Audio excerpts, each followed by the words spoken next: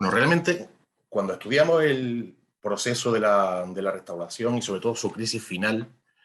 es realmente sorprendente los paralelismos que hay, limitados por supuesto, como todo paralelismo histórico, pero los paralelismos que hay tan interesantes con la situación actual, con la situación de la crisis del régimen del 78. En cierto modo, podríamos llamar a la restauración borbónica, a la primera restauración borbónica.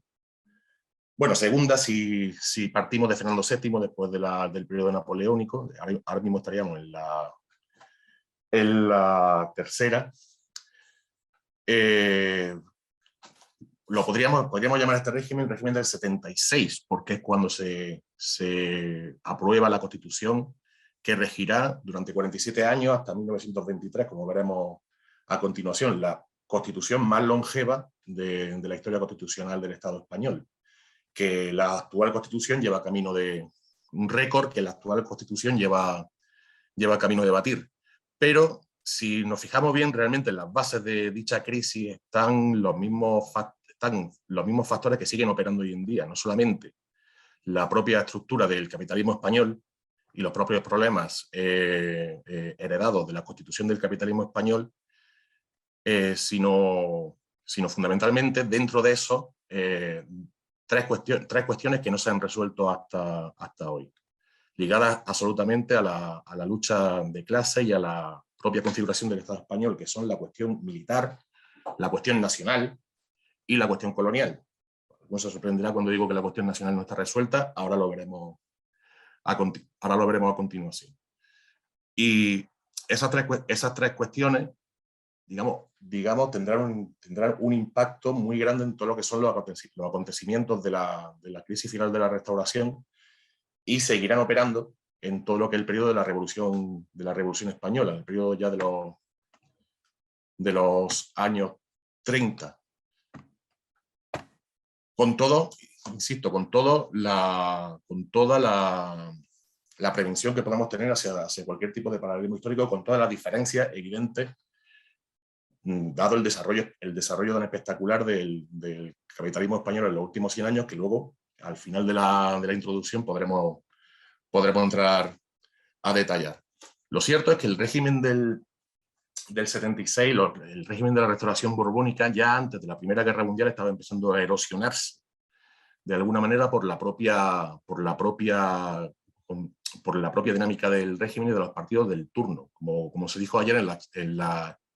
charla sobre la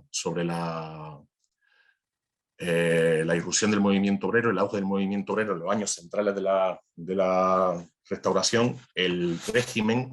que surgió de la caída de la Segunda República estableció un sistema de turno entre dos partidos. En un principio, el Partido Liberal de Cánova y el Partido Liberal de Sagasta y el Partido Conservador de Cánova,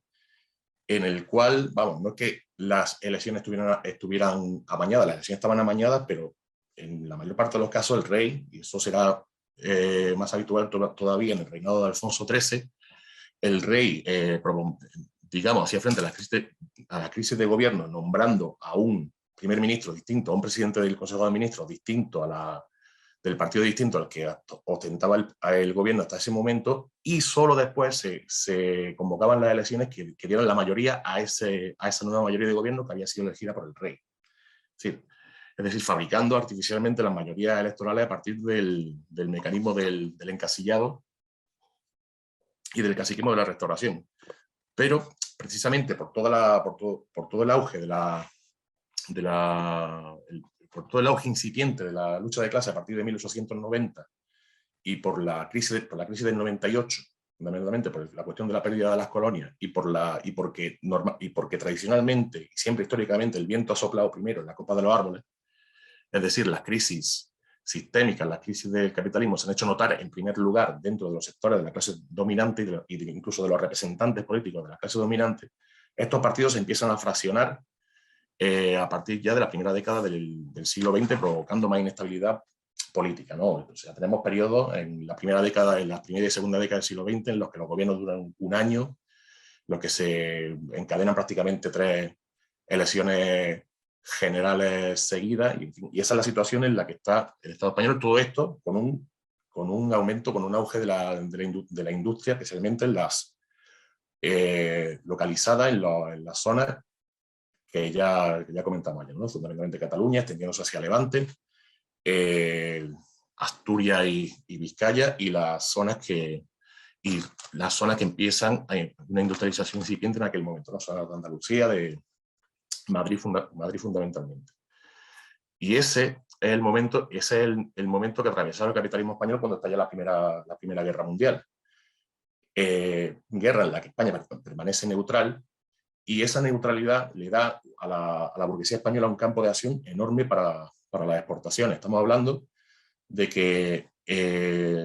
la burguesía española podía exportar hacia los países beligerantes y podía suplir la caída de la producción en los países beligerantes. Por dar solamente algunos datos, mejor dicho, más que datos, algunas pinceladas de por dónde iba este crecimiento. Digamos, fue notable sobre todo en la textil catalana, evidentemente, que surtía al resto de Europa. La minería del carbón tuvo también un impulso, la siderurgia vasca y también la agricultura de cereales. Evidentemente, España tenía que abastecer a Francia, fundamentalmente, y también a Alemania y a los países beligerantes cuya producción estaba interrumpida por la situación de guerra. Química y la construcción naval también crecieron, y por supuesto también creció la industria armamentística, ¿no? La industria de pistolas. Y todo este crecimiento de la producción, todo este crecimiento industrial, no solamente no es que redundara en mejores condiciones de trabajo y mejores salarios, sino que provocó una escalada de inflación brutal. Por ejemplo, entre 1903 y 1918, los precios crecieron a un 118%, se doblaron, y un 18% por encima del doble, mientras que los salarios solo aumentaron un 25% en todo este periodo. Una inflación que, por ejemplo, en 1916 afectaba a alimentos básicos como, por ejemplo, la leche se había encarecido un 13,8%, hasta un 57% el bacalao, que era zonas del interior el pescado seco que más se consumía, pasando por un 24% el pan, un 30% los huevos, un 31% los huevos, mejor dicho, un 33,5% la carne de vacuno. Es decir, la presión sobre la clase trabajadora de lo que es el crecimiento de la guerra, la espiral inflacionaria de la guerra, era la receta acabada para la lucha huelguística que pasó, por supuesto, por los sindicatos mayoritarios de aquella época, que eran CNT y UGT. Como vimos ayer, la UGT se había fundado en 1888 en el Congreso de Barcelona por parte del delegado del PSOE. Fue la fundación de UGT la que le dio una verdadera base de masa al PSOE, que hasta entonces no había pasado de ser un partido relativamente pequeño, centrado fundamentalmente en Madrid y en Vizcaya. Es a partir de aquí cuando empieza un verdadero crecimiento. Y la CNT, que se había fundado poco antes, a partir de los grupos anarquistas que sucedieron a la Federación de Trabajadores de la región española, y que tenía su principal base en Barcelona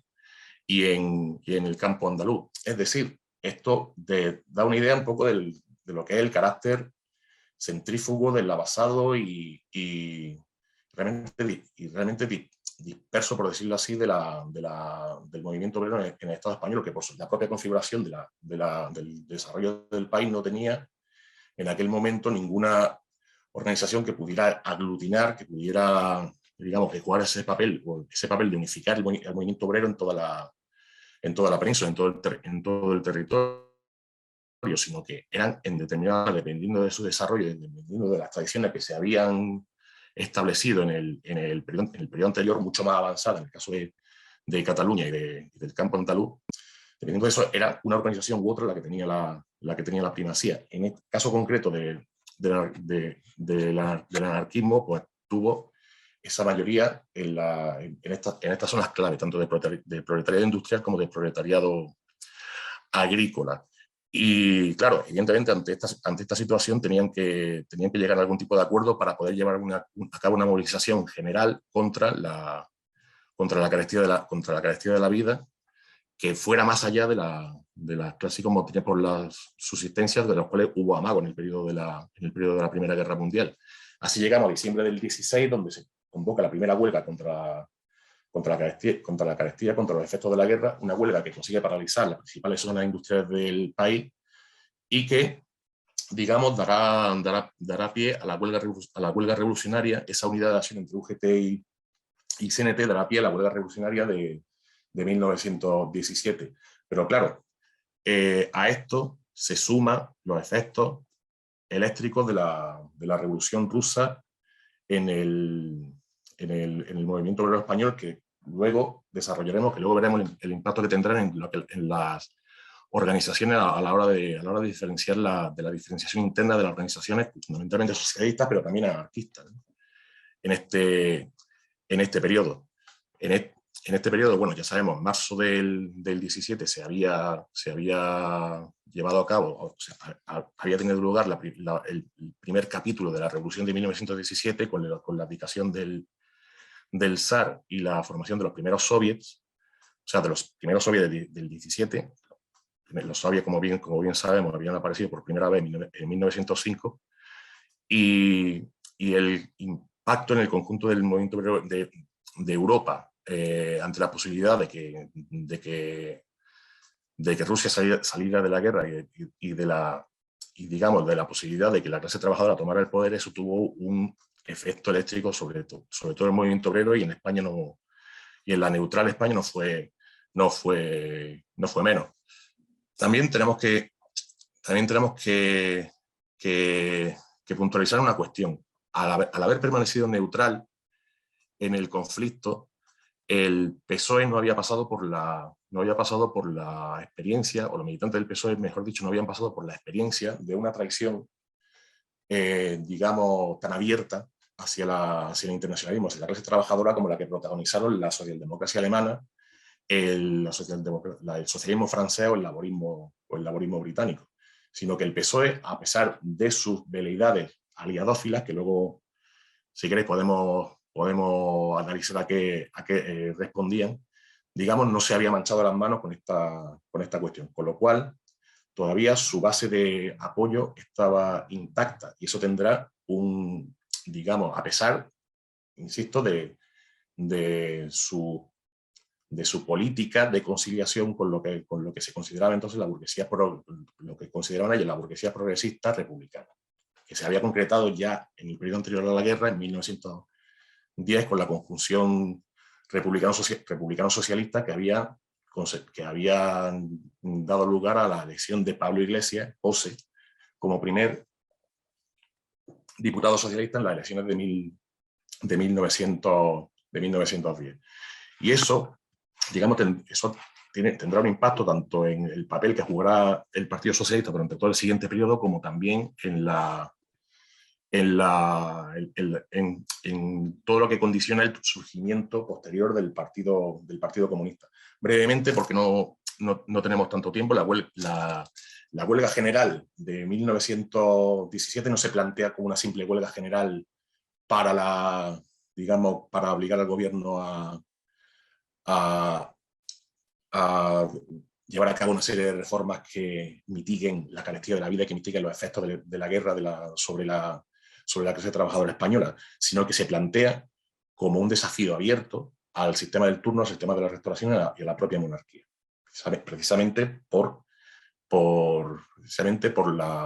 todo por parte del PSOE, cosa que también generará distorsiones en lo que es la unidad de acción con la CNT, que huía de cualquier tipo de componenda política y de cualquier tipo de política institucional, sectarismo, como se comentó ayer, y con esa tendencia que luego irá más a lo largo del siguiente periodo, sobre todo después en la Segunda República. Si bien la huelga no tuvo éxito, aunque la paralización de la producción fue desigual a lo largo del territorio, y los levantamientos insurreccionales realmente no llegaron a tener lugar, sí es verdad que esta huelga, que además fue respondida con una represión brutal por parte del del aparato del Estado, con el encarcelamiento de los principales miembros del comité de huelga, entre ellos Largo Caballero, que en este proceso es encarcelado y juzgado por sedición y condenado por sedición, otra cuestión que no se ha resuelto hasta ahora, la cuestión de la sedición, que es la única condena judicial que recibirá en vida el dirigente socialista. Condena a cadena perpetua por sedición, que finalmente no tendrán efecto porque al año siguiente son elegidos diputados prácticamente todos estos miembros del comité y saldrán en libertad para ocupar sus escaños. Pero lo principal es que esta huelga del 17 es el pistoletazo de salida de un vastísimo movimiento huelguístico que en algunas zonas de Andalucía fundamentalmente adquirirá proporciones insurreccionales y que se ligará, a pesar de la descoordinación y de la atomización que la propia estructura del país y adoptada por la propia estructura de las organizaciones, fundamentalmente CNT, la idea del federalismo, adoptará, pues será una oleada de lucha que afectará a las principales zonas del país, y es lo que se conoce como el trienio bolchevique. El término trienio bolchevique se aplica fundamentalmente a todo lo que es el periodo de lucha en el Valle del Guadalquivir, en Andalucía, pero realmente podemos extender, esta es una denominación que precisamente da el historiador andaluz Díaz del Moral sobre este periodo,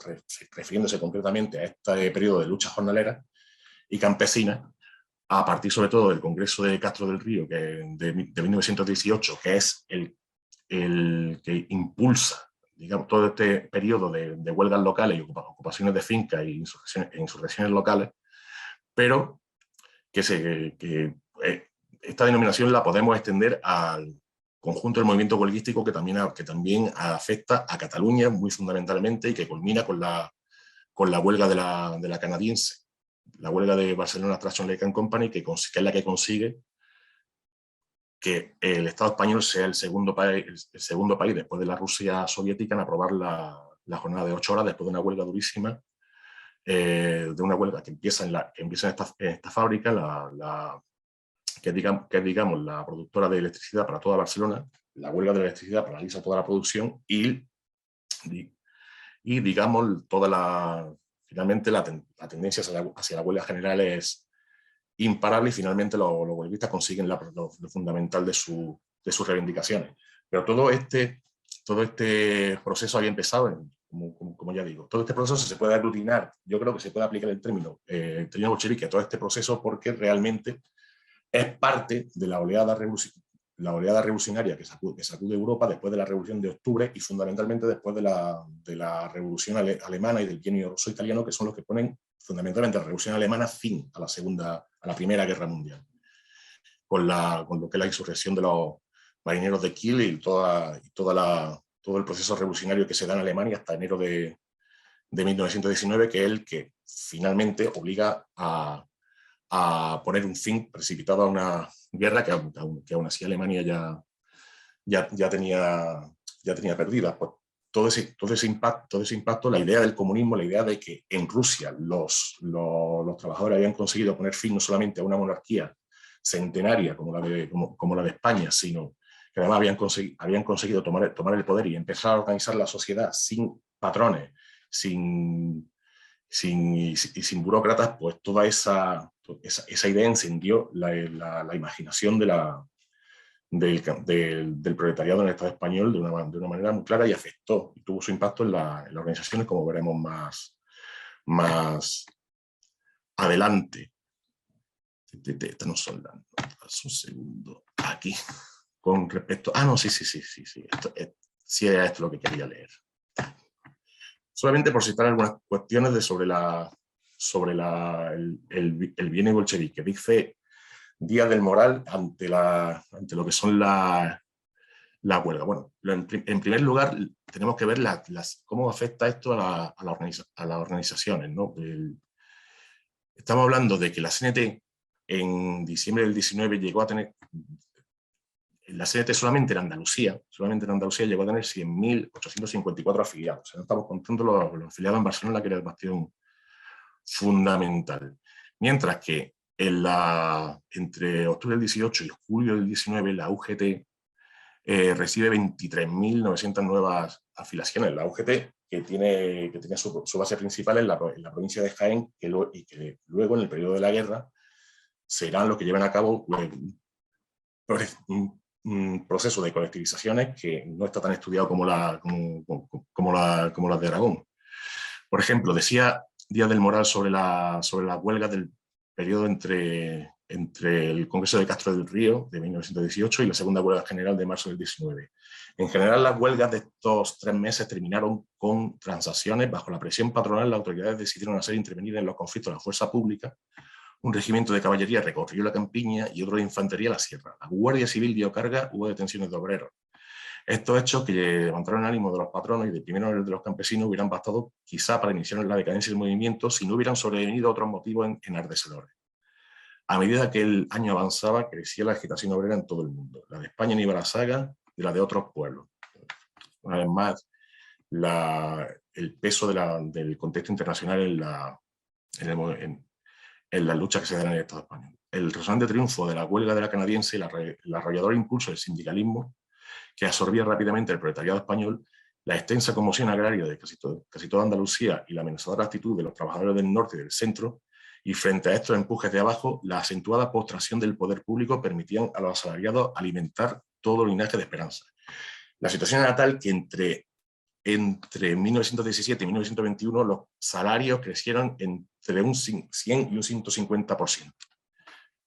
En algún momento incluso se triplicaron. Y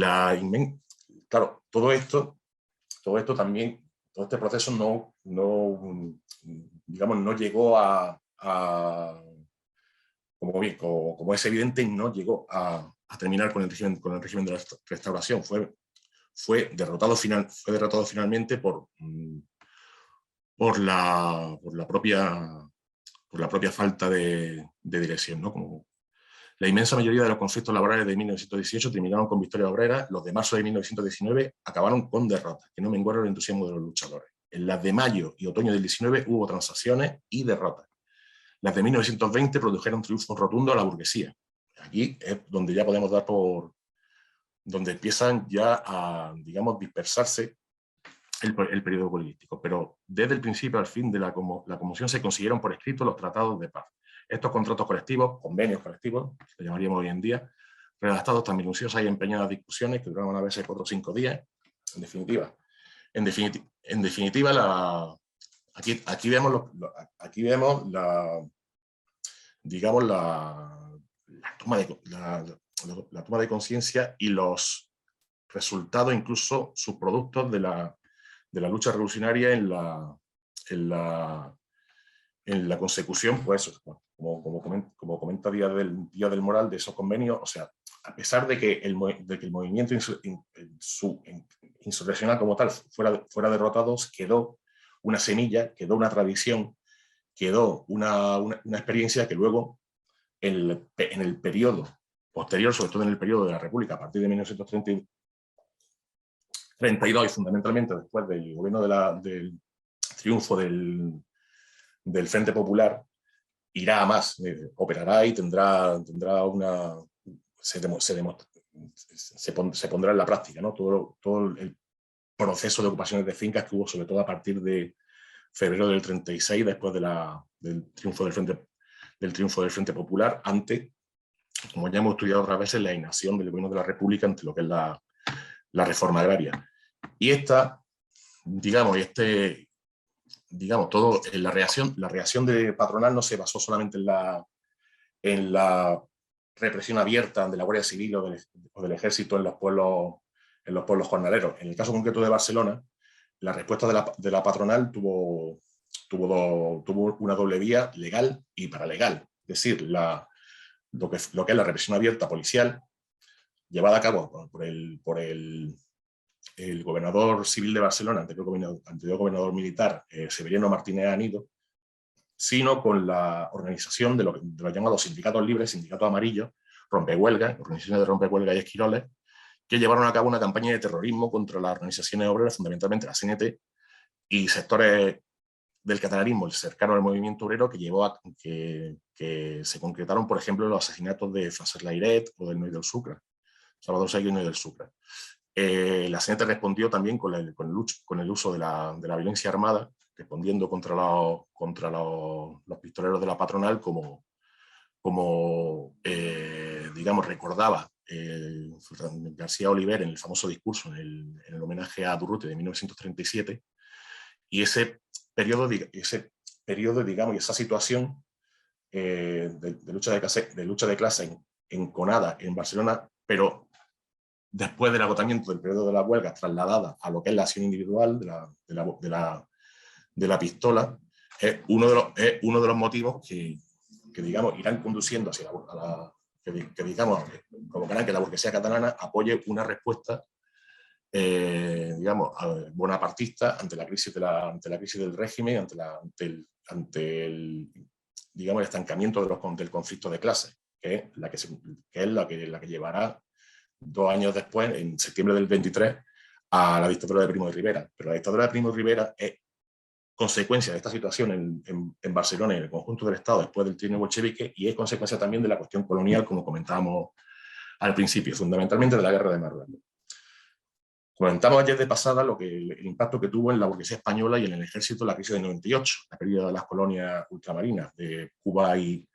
Filipinas. No solamente provocó la pérdida de una fuente de materias primas importante y la repatriación de una cantidad de capitales bastante considerable, formados a partir de la trata de esclavos y de la explotación de los recursos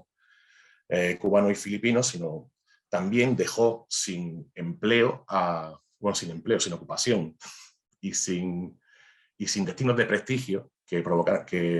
generaran buenos sueldos, ascenso y posición a lo fundamental de la oficialidad del ejército. Un ejército formado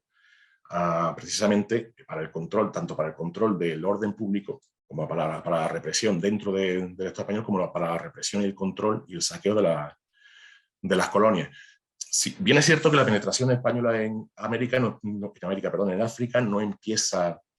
en este periodo, sino que ya, por ejemplo, en la década de los 80 del siglo XIX ya se había establecido la colonia del Sáhara Occidental, lo que se llama Sahara Hamre, y Río de Oro, luego conocido como Sáhara Español. También en finales del 19 se establece la colonia de la Guinea Española, territorio continental de Río Muni y las islas de Fernando Po, hoy en día Bioko, y Annobón, hoy en día Annobón, que es básicamente productora de cacao. Realmente de Guinea Ecuatorial se habla muy poco en lo que es la memoria colonial española. Es una colonia, de hecho, la segunda colonia más longeva del Estado español después del Sáhara, que, como sabéis, el Sáhara se abandona de facto en 1975. Con Guinea Ecuatorial se llega a una independencia pactada en 1968, pero cuando todavía no se habían, digamos, descubierto los grandes yacimientos de petróleo de los que vive hoy Guinea Ecuatorial, pero era básicamente una productora de cacao y un destino de prestigio para la cacao, maderas nobles, en fin, zona para saquear por parte de la burguesía española y para destinar militares para que lleven a cabo sus carreras prestigiosas. Y hay un hecho muy poco conocido, que es la expedición punitiva de Río Muni. Es decir, como sabéis, bueno, la Guinea Ecuatorial lindaba, esto ocurrió hacia finales de la Primera Guerra Mundial. La Guinea Española, sobre todo el territorio continental de Río Muni, estaba en un sitio muy delicado, lindando con el Camerún alemán, por un lado, y con la colonia francesa de Togo por el sur. Y, digamos, en base a rumores sobre un posible alzamiento anticolonial que no están comprobados, que no está comprobado realmente llevar a cabo, el ejército español llevó a cabo un ataque contra determinadas comunidades de los Fang, del pueblo, de la nación de los Fang dentro del territorio de Río Muni, que una expedición que acabó solamente con una víctima mortal, que fue el supuesto líder del levantamiento, y de la que no hubo noticias hasta 1950 en una publicación de los misioneros claretianos. Es decir, tal fue la opacidad con la que el Estado, con la que el ejército español llevó a cabo esta expedición. Es decir, la penetración en África ya llevaba tiempo, pero fue la penetración en Marruecos, a partir de como comentó ayer Pepe, del Tratado de Algeciras de 1906, especialmente a partir de 1912, cuando se empieza a desplegar el ejército, la que tendrá mayor impacto en la lucha de clases en el Estado español, pero un impacto decisivo, además, a todos los niveles. Resumiendo, el protectorado español de Marruecos ocupaba la zona extremo norte de Marruecos y extremo sur de Marruecos, zona de Cabo Jubi, que es ese puntico que está casi ahí al lado de Fuerteventura, que estaba lindando con Saguiya al-Hamra, con el Sáhara. Y no era precisamente la zona más avanzada de Marruecos, eso se lo había quedado en la zona más productiva de Marruecos, eso se lo había quedado Francia. Eso se lo había quedado Francia, y España ocupó la zona menos productiva, con menos asentamientos, menos pobladas, más atrasadas, y en particular los hechos que llevaran a la guerra de Marruecos ocurrían en el norte. El sur estaba una zona desértica que estaba mucho menos poblada, mucho más... y que de hecho no se terminará, el control efectivo del Estado español no se llevará a cabo hasta 1934. Es decir, 1934, gobierno radical sedista de la Segunda República. Es cuando finalmente España controla la ciudad de Ifni y todo el territorio de Ifni. Pues en el norte hay dos regiones muy diferentes, que una es la Yebala, que es la región occidental que está alrededor, cuya capital es Tetuán, está alrededor de Tetuán. La ciudad de Tánger tenía estatus internacional en aquel momento, lo tuvo hasta la independencia de Marruecos en 1918. Sí es verdad que la monarquía española tenía pretensiones sobre Tánger y luego Franco las tuvo, de hecho Franco durante la Segunda Guerra Mundial ocupó temporalmente Tánger,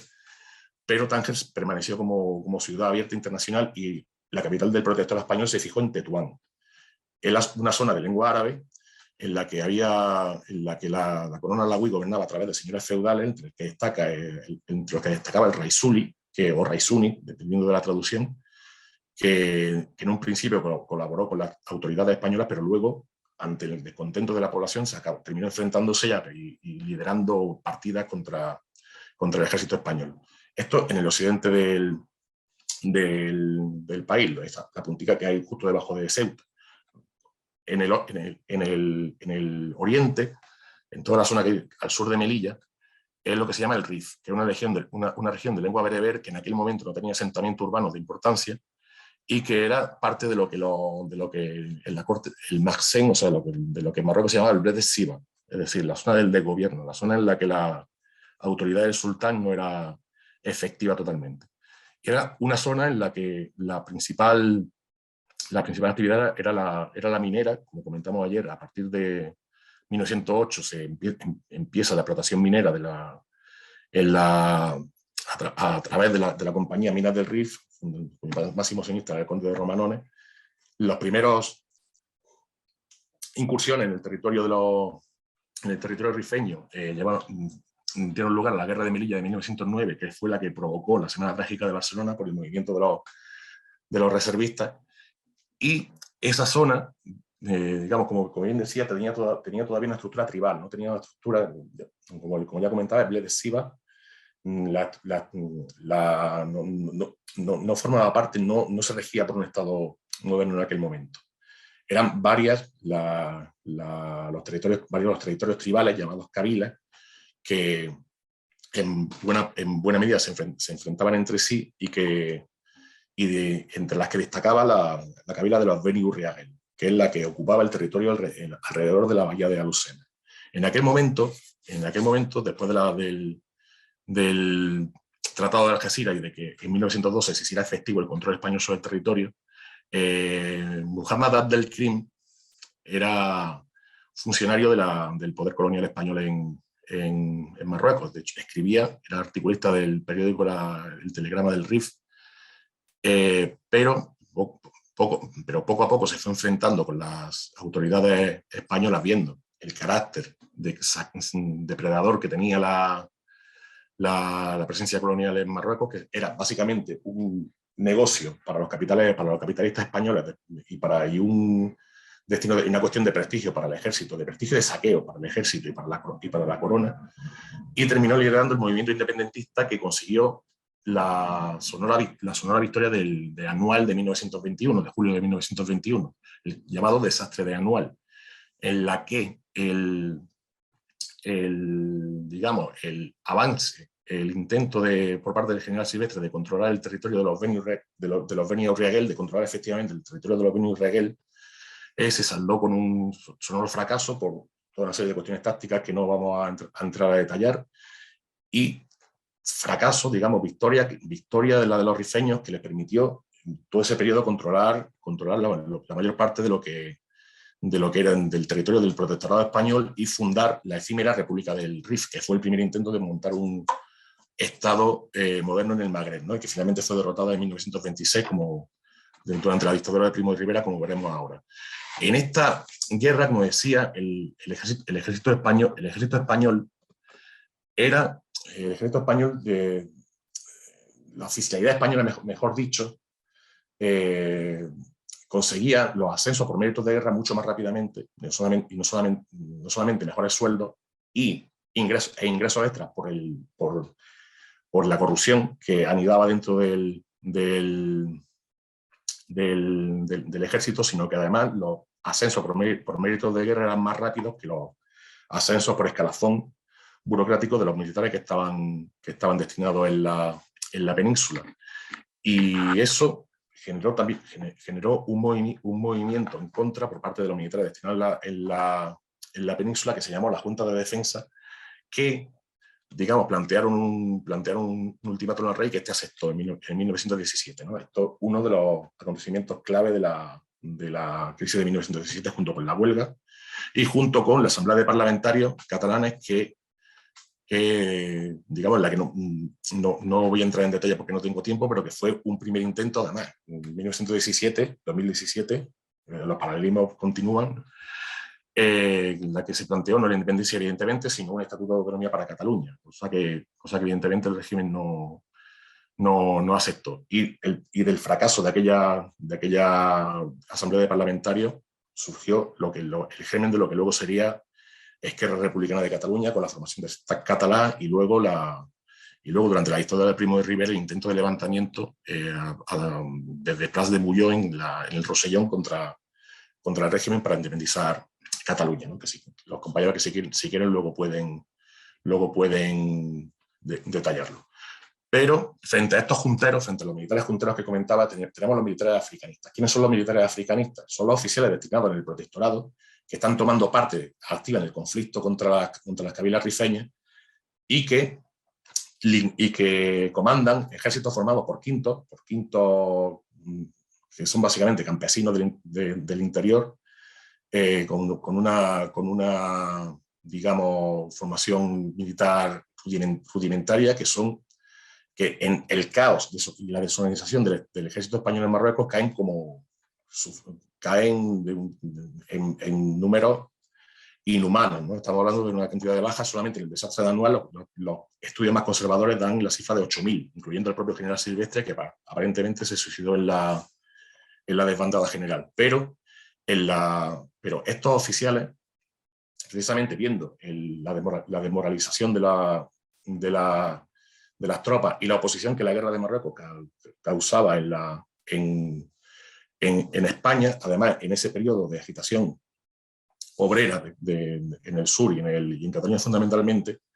deciden fundar un cuerpo profesional, cuerpo de ejército profesional, un nuevo cuerpo de ejército profesional, porque ya había uno que eran los regulares indígenas, es decir, el sector de los rifeños que colaboraba con la ocupación española, y que luego tendrá una importancia muy grande también en los procesos de la Segunda República, la Guerra Civil. Pero decide formar un nuevo cuerpo, imagen y semejanza de la Legión Extranjera Francesa, y los fundadores de ese cuerpo serán dos figuras que luego tendrán una importancia central, que son Millán Astray y Francisco Franco. Francisco Franco empieza su carrera militar después de una carrera formativa en la Academia Militar bastante mediocre, con notas muy bajas. Uno de esos militares que digamos, usan la guerra, usan el conflicto en Marruecos, la guerra colonial en Marruecos como medio de promoción personal, y al mismo tiempo están templando una herramienta de represión que usarán luego de represión y exterminio, que usarán luego contra la clase trabajadora en el Estado español. Es decir, de la guerra de Marruecos salen Franco, Millán Astray, Mola, Sanjurjo, Yagüe, todos los militares que protagonizaron las grandes matanzas de la guerra civil y eso de la guerra civil y la inmediata posguerra. Brevemente, porque no tengo ya mucho tiempo, pero precisamente la investigación de las responsabilidades por el desastre anual fue, digamos, la gota que precipitó el levantamiento militar, el pronunciamiento militar de Primo de Rivera, apoyado por que era en aquel momento capitán general de Cataluña, y cuyo levantamiento contó con el apoyo de la burguesía catalana a través del Somaten, institución que luego digamos, extendería al resto del Estado, fundamentalmente porque el expediente Picasso, es decir, el documento de la Comisión de Investigación sobre el desastre de Anual y sobre toda la gestión de la guerra de Marruecos, las responsabilidades que en él se incluían apuntaban no solamente a lo alto no solamente a la cadena de mando inmediata, a lo superior inmediato del general Silvestre, sino a la propia corona. O sea, ponía en cuestión totalmente toda la política española, toda la política colonial española en Marruecos. La cuestión es que el golpe de Estado triunfa en un momento por una cuestión muy sencilla, porque no solamente por la fuerza arrolladora del ejército español en Cataluña, sino simplemente porque estamos hablando de que ya en 1923 todo el proceso huelguístico, todo el proceso de lucha en las zonas fundamentales se había agotado. Ya todo el impulso del triunfo bolchevique se había agotado. Entonces, la reacción pudo disfrutar de un triunfo frío en aquel momento. Triunfo frío que además, digamos, contó con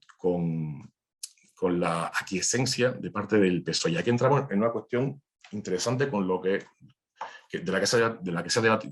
debatido bastante, que es la situación del PSOE durante la dictadura, ¿no? La actitud del PSOE durante la dictadura.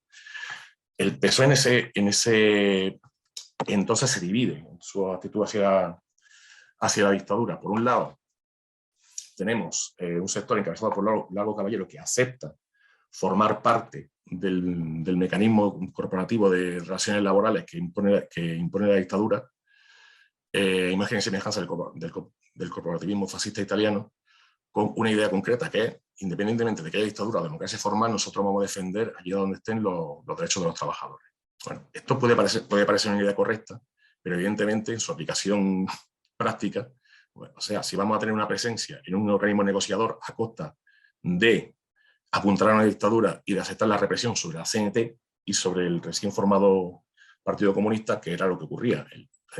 La dictadura de Primo de Rivera eligió, digamos, reprimir al sector más combativo, que era de la CNT, e intentar apoyarse en un sector más corporativo del PSOE. Pues entonces ya la idea deja de ser correcta y se transforma en puro oportunismo. Frente a esta postura, tenemos otra postura defendida por Indalecio Prieto, Fernando de los Ríos, que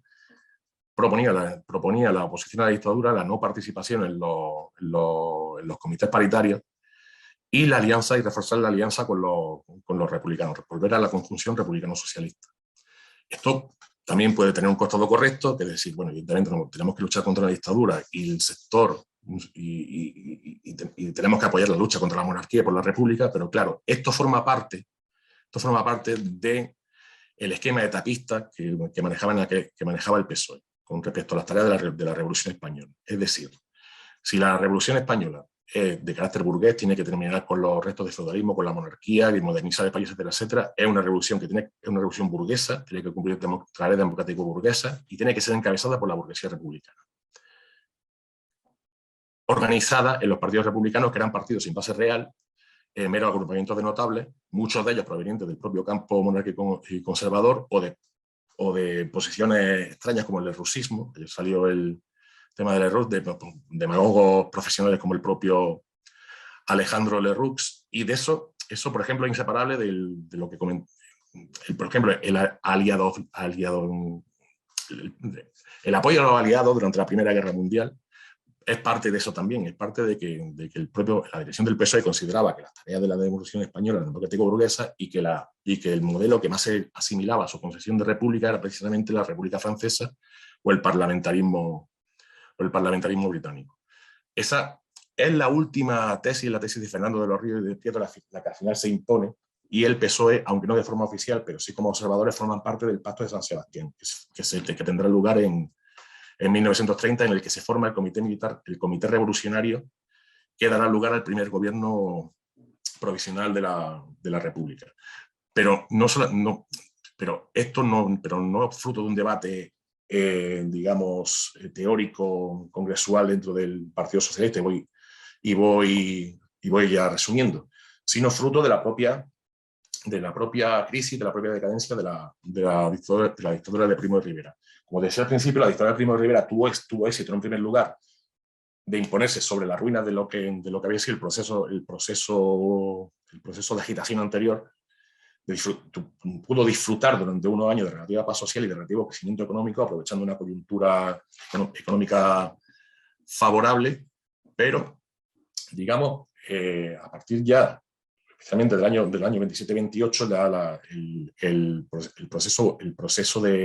huelguístico vuelve a tomar fuerza, y eso también un poco lo que obliga al PSOE a retirarse del apoyo a la dictadura. La escena teclatina vuelve a tener presencia, ¿no? Y sobre todo, y también, muy importante también, la dictadura de Primo de Rivera tiene una contestación cada vez mayor en el ámbito intelectual, en el ámbito universitario, con la formación de las primeras rudimentos de organizaciones universitarias, y todo este fermento en la sociedad también tendrá su reflejo en la cultura, su reflejo en el arte. Estamos hablando de la generación del 27, ¿no? De la generación de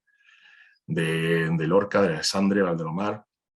es decir, de una de las generaciones de los periodos más gloriosos de la cultura, fundamentalmente de la literatura española en este periodo, ¿no? Que surge, digamos, y que se cincela al calor de este periodo convulso, y que jugará también un papel en el periodo posterior. En fin, por ir resumiendo ya, estos años finales de la crisis de la Restauración solamente podían conducir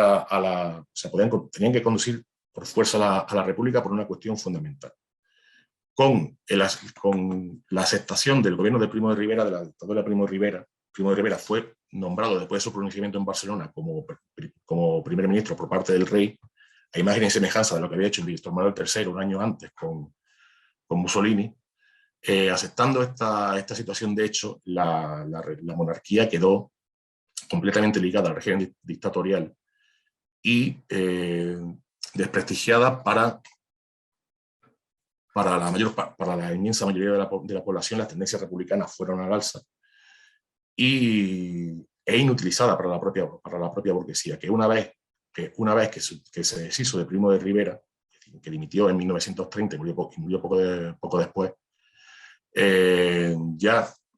digamos la monarquía estaba amortizada por su propia decadencia, por su propia corrupción y por su apoyo a la dictadura. La monarquía intentó sobrevivir con el gobierno del general Berenguer, que en un primer momento propuso volver a la situación anterior al golpe, ¿no? volver al periodo de vigencia de la Constitución del 76, hacer como si nada hubiera ocurrido y volver al turno, pero aquello no podía ser, aquello no era posible, porque precisamente la dictadura de Primo de Rivera había laminado los partidos del turno. Había laminado totalmente las organizaciones políticas anteriores a la dictadura. De hecho, los cuadros principales, estamos hablando de organizaciones políticas que, cierto, los famosos partidos de notables o partidos de clubes, son básicamente clubes de arribistas políticos que se van a arrimar al sol que más calienta. Y muchos de estos se arrimaron al intento de partido único que organizó Primo de Rivera, que fue la llamada Unión Patriótica, ¿no? Muchos de estos, incluido, por ejemplo, un tal José María Pemán, que también, como aparecen aquí, figuras que tendrán importancia en el régimen posterior, digamos, todo esto fueron a nutrir la fila de la Unión Patriótica. Entonces ya lo que quedaba de los políticos del periodo anterior fueron basculando cada vez más, como por ejemplo un tal Niceto Alcalá Zamora, un tal Miguel Maura, un tal Alejandro Lerroux. Bueno, Alejandro Lerroux ya era republicano de antes, evidentemente, pero toda una serie de políticos conservadores bascularon hacia el republicanismo empujados por esta tendencia. Es decir, volver a la situación anterior a la dictadura era totalmente imposible. Cuando tenemos además el auge del movimiento obrero como lo teníamos en aquel momento. Que luego en el debate podemos entrar más concretamente en lo que fue la fundación y desarrollo del PC justo en este periodo en el que nace de dos decisiones distintas del PSOE que nunca llegarán a entenderse y que tendrá una debilidad orgánica que llegará hasta el periodo de la guerra. Brevemente, ya por terminar, después de la dimisión de Berenguer, que no consigue llevar a cabo sus planes de volver al status quo anterior, la monarquía elige un nuevo gobierno encabezado por el almirante Aznar, que es el que finalmente convoca las elecciones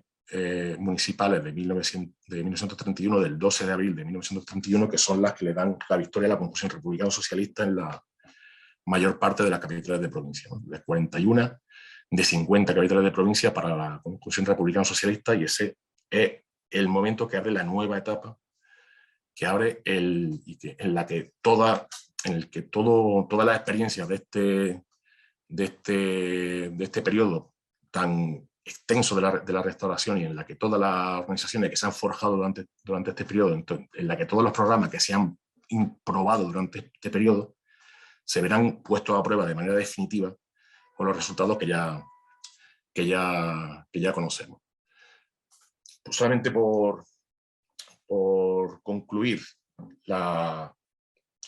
crisis de la restauración, como decía, tiene paralelismos muy interesantes con el periodo actual. De nuevo tenemos una monarquía borbónica restaurada, en la que ya ha habido una sucesión, y que vuelve a mostrar, digamos, no solamente su corrupción institucionalizada, sino su soldadura con lo más reaccionario del aparato del Estado. Volvemos a ver el carácter del aparato del Estado español en todos sus niveles, ¿no? Judicial, militar, como decía antes. Si bien el reflejo de los militares africanistas de los años 20 serían esos militares del WASA que decían que hay que fusilar a 26 millones de no sé qué, tenemos la cuestión nacional sin resolver. La cuestión colonial ha mutado porque la cuestión del Sáhara sigue sin resolver, simplemente se ha, digamos, subcontratado al Reino de Marruecos, que sigue además reclamando, ya con esto termino, Ceuta y Melilla, y tenemos todavía hay una dirección reformista del movimiento obrero que a diferencia de los años 20, no tienen, digamos, están mucho más convertidas fundamentalmente el PSOE con el régimen actual y con la monarquía. Pero lo fundamental de todo esto, y lo conductor de todo esto, es precisamente ese desarrollo a partir de 1890 y a partir fundamentalmente de la primera década del siglo XX, de ese movimiento obrero, de esos batallones del movimiento obrero organizados fundamentalmente en las organizaciones socialistas y anarquistas, que serán las que protagonizarán el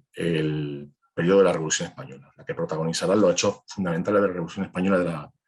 y de la Guerra Civil. Y esos batallones, en estos últimos 100 años, se han multiplicado, potencialmente se han multiplicado, por el propio desarrollo del capitalismo español y propio desarrollo del trabajo asalariado, que ha abarcado mucho más de lo que abarcaba en los años 20, en los años 30.